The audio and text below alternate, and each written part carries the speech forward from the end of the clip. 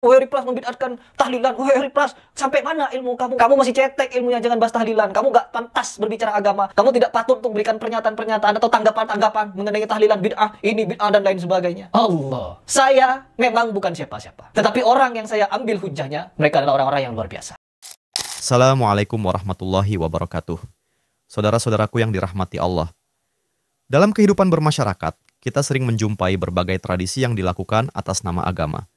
Salah satu yang paling populer adalah acara tahlilan, yaitu ritual membaca tahlil, doa bersama, dan memberikan makanan kepada tetangga atau kerabat setelah meninggalnya seseorang. Namun, pernahkah kita bertanya, apakah acara tahlilan ini benar-benar sesuai dengan ajaran Nabi Muhammad SAW? Atau justru, ini adalah praktik yang menyimpang dari petunjuk Al-Quran dan Sunnah? Bahkan ada seorang mu'alaf yang dulu dia adalah seorang pemuka agama Hindu, kemudian pindah ke Islam, dia menyadari bahwa tradisi tahlilan 7 harian setelah kematian ini asalnya dari agama Hindu. Hanya saja ritualnya tetap sama, namun isinya saja yang dirubah dengan zikir. Beliau sekarang menjabat sebagai Sekretaris PHDI Parisada Hindu Dharma Indonesia. Dalam buku beliau, Selamatan Surtanah, Selamatan Geblak, hari pertama, nelung dino, mitung dino, matang puluh dino, nyatus dino, mendak pisan, mendak pindo, nyewu, itu berasal dari agama Hindu. Bahkan beliau dengan berani mengatakan nilai Hindu sangat kuat mempengaruhi budaya Jawa, yang maksudnya di dalam kandungan juga diatur dengan aturan agama Hindu, ada talonan, ada tingkepan. Kalau Anda belum puas lagi, Anda buka kitab Samaweda halaman 373 ayat yang pertama. Ayatnya berbunyi Pratiasmai pipisate kwekwean widuse bahra arang kayamaya cimi pratisada dueninara.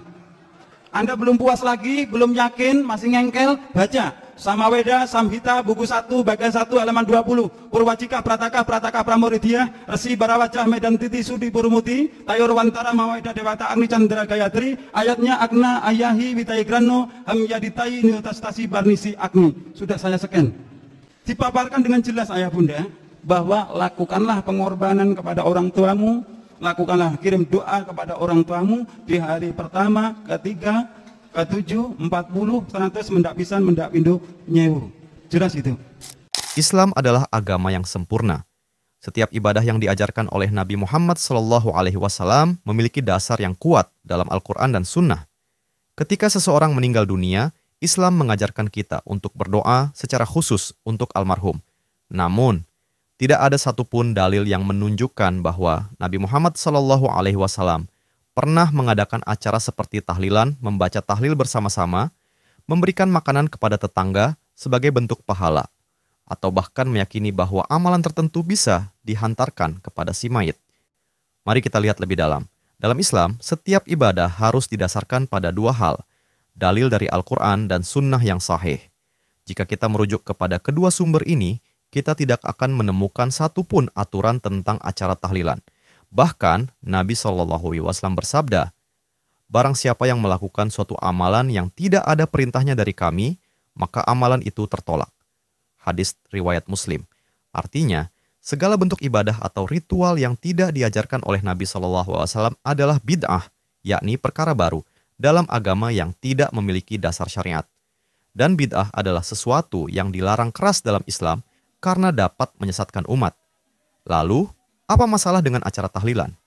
Pertama, ritual ini seringkali dianggap sebagai ibadah wajib atau syarat mutlak setelah kematian seseorang. Padahal, tidak ada dasar syariat yang mewajibkan hal ini. Kedua, banyak orang meyakini bahwa dengan membaca tahlil bersama-sama, pahala tersebut akan sampai kepada si mayit. Keyakinan ini bertentangan dengan prinsip Islam, karena pahala hanya bisa diperoleh melalui amal syalih yang dilakukan oleh almarhum semasa hidupnya, bukan dari amalan orang lain setelah kematiannya. Selain itu, acara tahlilan seringkali menjadi ajang untuk pamer, boros, bahkan membebani keluarga yang sedang berduka.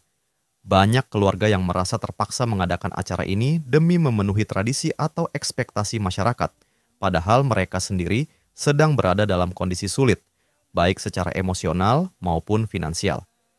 Bukankah ini justru menyengsarakan? Dan parahnya, sampai ada yang rela berhutang banyak untuk mengadakan acara ini. Saudara-saudaraku, marilah kita kembali kepada Al-Quran dan Sunnah dengan pemahaman yang benar. Jangan biarkan tradisi atau kebiasaan masyarakat menyimpangkan kita dari ajaran Islam yang murni. Ingatlah bahwa Nabi Muhammad SAW telah meninggalkan petunjuk yang sempurna bagi kita. Jika kita ingin mendapatkan ridho Allah, mari kita tinggalkan segala bentuk bid'ah, termasuk tahlilan, dan menggantinya dengan amalan-amalan yang sesuai dengan syariat.